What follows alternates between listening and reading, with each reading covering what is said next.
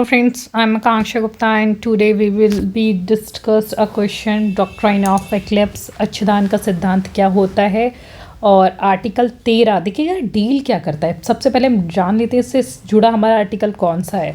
तो 13 का clause 1 article 13 का क्लॉज 1 पर आधारित है ये। और इससे पहले हम जान लेते हैं what is pre constitution law and what is post constitution law. मतलब कॉन्स्टिट्यूशन लागू होने से पहले के क्या हैं लॉज और उसके बाद के लॉ। वह नियम जो कि संविधान के निर्माण से पहले अस्तित्व में थे प्री कॉन्स्टिट्यूशन लॉ कहलाते हैं, जैसे आईपीसी 1860, इंडियन कॉन्ट्रैक्ट एक्ट 1872। और what is post constitution law. तो पोस्ट कॉन्स्टिट्यूशन वह लॉज होते हैं जो संविधान के आरंभ होने के बाद बनाए गए, जैसे कॉम्पिटिशन लॉ 2002 का है।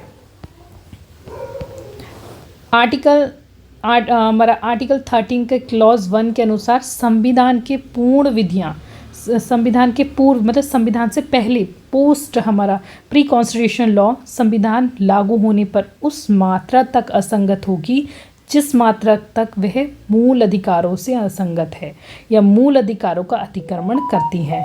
देखिएगा, यदि एक तरफ आपके फंडामेंटल राइट्स, ठीक है, ये बताता है अगर आपके फंडामेंटल राइट्स और एक तरफ आपके लॉज होंगे, ठीक है, तो कह रहे हैं ये लॉ उस समय के लिए असंगत हो जाएंगे जब तक ये फंडामेंटल राइट का वायलेशन कर रहे हैं, उसे असंगत कर रहे हैं।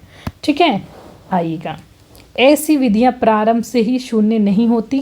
देखिएगा, ऐसे लॉ क्या होते हैं, शुरू से शून्य नहीं होते, बल्कि अधिकारों के परिवर्तित हो जाने के कारण अपरिवर्तित हो जाती हैं और उन विधियों पर मौलिक अधिकार का ग्रहण लग जाता है।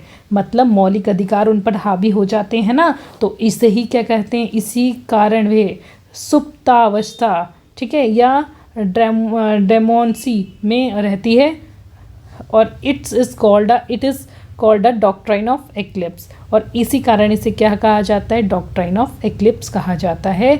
धन्यवाद। और कुल मिलाकर के इसका सार ये निकलता है कि जो लॉज हमारे फंडामेंटल राइट्स को काटते हैं वो कुछ समय के लिए वायलेट हो जाते हैं, पूर्णता नहीं होते।